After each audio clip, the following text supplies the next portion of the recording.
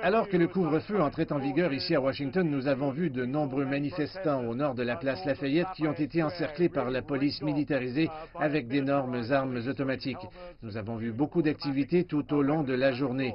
J'ai vu au moins 9 véhicules militaires avec des policiers en tenue anti-émeute et des membres de la garde nationale devant les jardins de la Maison-Blanche sur Pennsylvania Avenue, juste en face des manifestants.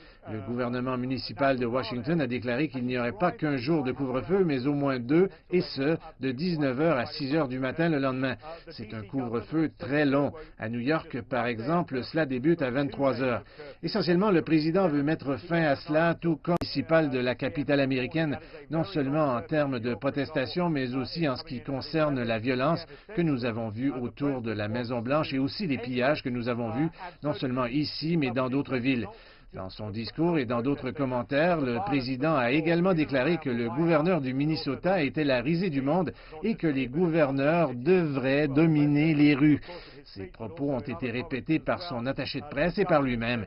Et rappelez-vous, au cours des 36 dernières heures, nous ne l'avons pas vu du tout. Nous mettons fin aux émeutes et à l'anarchie qui se sont répandues dans notre pays. Nous y mettrons fin maintenant. Aujourd'hui, j'ai vivement recommandé à chaque gouverneur de déployer les troupes de la garde nationale en nombre suffisant pour dominer les rues. Les maires et les gouverneurs doivent établir une présence écrasante des forces de l'ordre jusqu'à ce que la violence soit réprimée.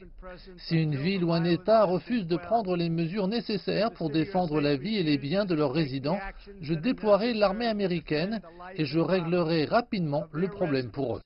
Vendredi, il a été amené au sous-sol de la Maison-Blanche qui a été plongé dans le noir ce week-end. Au niveau de la rhétorique, ça a été très fort, mais il ne décide pas de tout.